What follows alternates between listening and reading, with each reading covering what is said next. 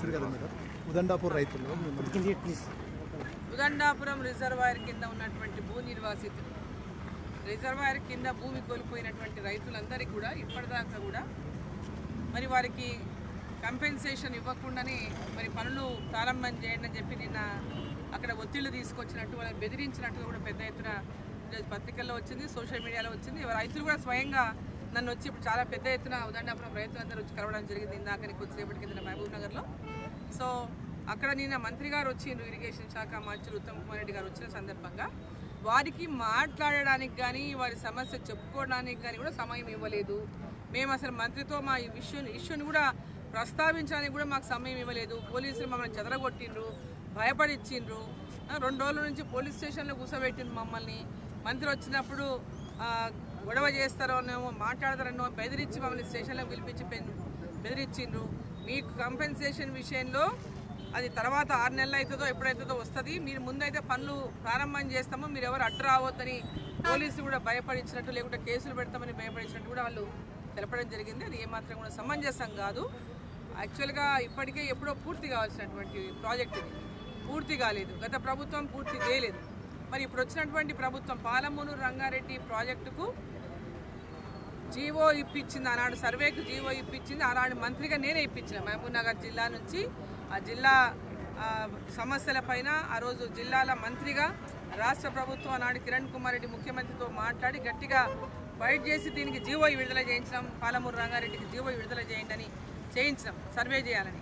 దాని తర్వాత కొత్త ప్రభుత్వం వచ్చింది, తెలంగాణ ప్రభుత్వం వచ్చింది. వాళ్ళు జూరాల ప్రాజెక్టు దగ్గర ఉన్నటువంటి ఈ ప్రాజెక్ట్ ఏదైతే డిజైన్స్ ఏవైతే ఉన్నాయో అది కొందుకు ఉన్న డిపిఆర్ని మొత్తం కూడా మార్చి నార్లాపూర్ దగ్గర నుంచి ప్రాజెక్టును చేపట్టింది. దానివల్లనే ఈరోజు ప్రాజెక్టు నిర్మాణంలో చాలా సమయం అయిపోయింది, ఇప్పటిదాకా పూర్తి కాలేదు. అదేవిధంగా ఏదైతే పాలమూరు రంగారెడ్డి ప్రాజెక్టును చేపట్టాల్సినటువంటి అవసరం వచ్చిందే ఈ పాలమూరు పార్లమెంటు నియోజకవర్గంలో ఉన్నటువంటి నియోజకవర్గాలకు నీళ్ళు అందించడానికే ఈ యొక్క పాలమూరు రంగారెడ్డి ప్రాజెక్టు రూపొందించడం జరిగింది అన్నాడు. కానీ దాని లక్ష్యం పూర్తిగా ఇవాళ నీరు గారిపోయింది. ఈరోజు మళ్ళీ నార్లాపూర్ దగ్గర శ్రీశైలం బ్యాక్ వాటర్ నుంచి నీళ్లు తీసుకొని మరి పాలమూరు ఏదైతే పార్లమెంటు నియోజకవర్గాలు ఉన్నవన్నీ పైకి ఎత్తు మీద ఉంటాయి. దానికి మళ్ళీ ఇక్కడ నుంచి ఉదండాపూర్ అని అదని ఇదని షాద్నగర్ దగ్గర లక్ష్మీపల్లి అని ఇవన్నీ లక్ష్మీదేవపల్లి అని ఆ లక్ష్మీదేవపల్లికి ఇప్పటిదాకా పక్కన పడేసి దాన్ని అసలు ఊసేయలేదు. మరి ఉదండాపురం రిజర్వాయర్ కింద రైతులకు ఇప్పటిదాకా కంపెన్సేషనే లేదు. సో ఇవన్నీ కూడా ఆ రైతులకు ఆనాడు ల్యాండ్ అక్విజిషన్ చేసి దాదాపు 7 ఏళ్ళు అవుతుంది. మరి 7 ఏళ్ల నాడు నిర్ణయించినటువంటి రేటును ఈరోజు ఇస్తామని చెప్తే 8 ఏళ్ళు అయింది, 8 ఏళ్ళు పూర్తయింది.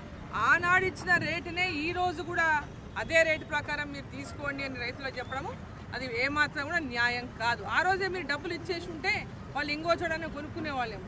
కానీ ఇప్పటిదాకా డబ్బులు ఇవ్వకుండా వాళ్ళ కంపెన్సేషనే పేమెంట్ చేయకుండా ఈరోజు కాంట్రాక్టర్లకేమో వాళ్ళ ప్రాజెక్టు కాస్ట్ పెరిగిందని అంచనాలు అడ్డగోలుగా పెంచుతున్నారు.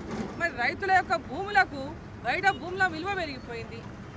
ఈరోజు భూములు 5 లక్షలకు 6 లక్షలకు దొరికే పరిస్థితి ఉన్నదా? ఈరోజు వారికి న్యాయం చేయకుండా మరి వాళ్ళ మీద ఒత్తిడి తీసుకొచ్చి భయపెట్టించి దాని ప్రకారం మార్కెట్ రేట్ ప్రకారం భూముల విలువ ఏముందో దాని ప్రకారం వాళ్ళకి రైతులకు కట్టియాలి. మీరు డబ్బు ఇచ్చే రోజు ఏం రేటు ఉందో ఆ రేటు కట్టియండి. ల్యాండ్ అక్విజిషన్ చేసి 8 ఏళ్ళు అయింది, ఇప్పటిదాకా డబ్బులు చెల్లించలేదు. సో ఈ నేటి మార్కెట్ విలువ ఏముందో దాని ప్రకారం వాళ్ళకి చెల్లించండి.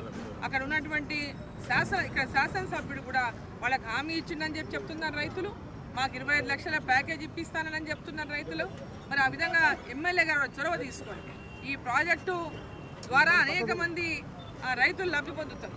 అట్లాంటిది భూమి కోల్పోతున్నటువంటి రైతులు జీవితాంతం ఉపాధి కోల్పోతారు. కాబట్టి వారి పట్ల కూడా మనం సానుభూతిగా వారి యొక్క భూముల యొక్క అక్విజిషన్ ద్వారానే ఇలా ప్రాజెక్టు నిర్మాణం అవుతుంది. కాబట్టి తప్పకుండా వారికి మేలు చేసి వారికి ఇవ్వాల్సినటువంటి కంపెన్సేషన్ ఇప్పించి నెల లోపల ఇప్పుడు ఇస్తారా, 15 రోజులు ఇప్పిస్తారా, ఎంత తొందరగా ఇప్పించి పని మొదలు పెట్టండి. వాళ్ళు కూడా పూర్తి స్థాయిలో సహకరిస్తామని చెప్తున్నారు.